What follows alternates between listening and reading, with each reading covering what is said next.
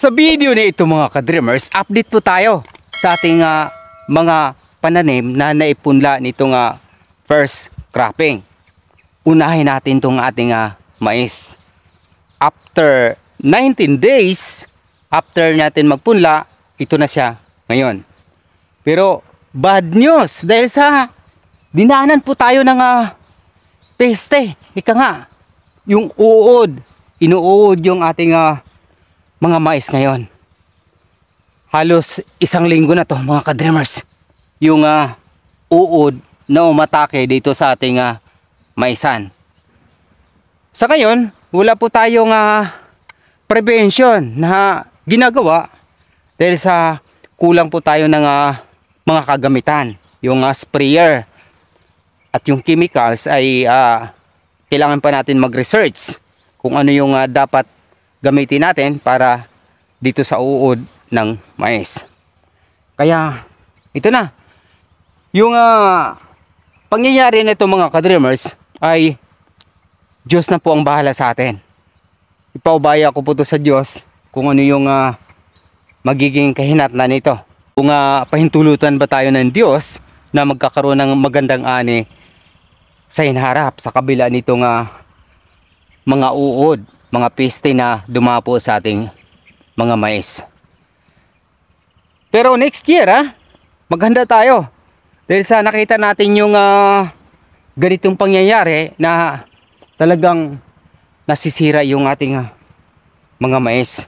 Dapat tayong maghanda ng dalawang tangke ng pang-spray natin para dun sa chemicals, para sa mga damo. Tapos yung isang tangke naman ay gagamitin natin para dito sa mga pang-spray sa mga peste. Para di magkakaroon ng halo, ika nga. Dahil sa kulang po tayo ng financial, ay talagang ito muna. Gagawin natin, lilinisin yung buong area na ito. 2.1 hectares yung ating maisan na naipunla ngayon mga ka-dreamers sa taong ito. First cropping.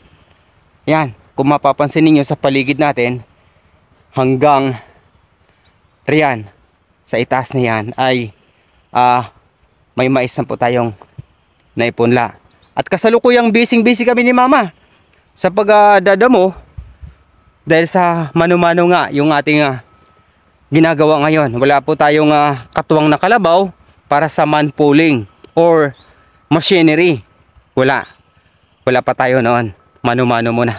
Kaya medyo napakahirap dahil sa talagang napakabilis ng damo na kumapit sa ating mga pananim. Pero may awa ang Diyos na balang araw ay mapagtagumpayan po natin itong linisin. At after natin malinis to, yung buong area na ito, tinatayang nasa 1.5 hectares ay magiging kamote crops natin. At yung 1 hectares ay papasilungan din natin yung ating kamote crops ng bisol. Yun yung plano natin. Bukod sa riyan yung itaas na yan, bandang itaas, tinatayang nasa 1 hectares ay dandahan na po natin napunla ng kadyos. So i-update ko po kayo sa ating mga pananim sa hinaharap. At yung pagdadamo abangan nyo po next video kung ano yung pamaraan at anong klaseng damo yung tumubo rito. Salamat sa Diyos kahit papaano yung lupa dito ay napakaganda. Di po siya matigas. Kaya mas madali yung pagkukumpuni natin ng mga damo. Sa katunayan ito, nalinis namin ito ni Mama within 3 days. Yan, medyo malawak na papunta dito sa kabila niyan. Mano-mano. Kaya sana tulungan nyo kami mga local farmers. Sa pamamagitan ng inyong panonood ng aking mga videos, like and comment, share na din ay malaking bagay po sa akin yon bilang content creator tungkol sa local farmers in reality scene. Yan. Medyo may katigasan yung aking scene. Yung reality scene, ibig sabihin yung realidad na nakikita natin bilang isang ordinaryo magsasaka yung karaniwang ginagawa.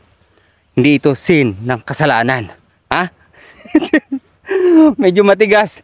Nahirapan ako magbigkas talaga dyan sa in reality scene. Yan. Medyo maayos yun ha.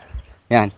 So, in the future to come, kapag lalago na yung ating mga pananim, i-update ko kayo. Every week ha. Sa ngayon, kung mapapansin ninyo, manaka-naka yung aking videos dahil sa sobrang busy po talaga. Bukod sa riyan, yung aking cameraman ay nag-aaral pa. Kaya talagang napakahirap.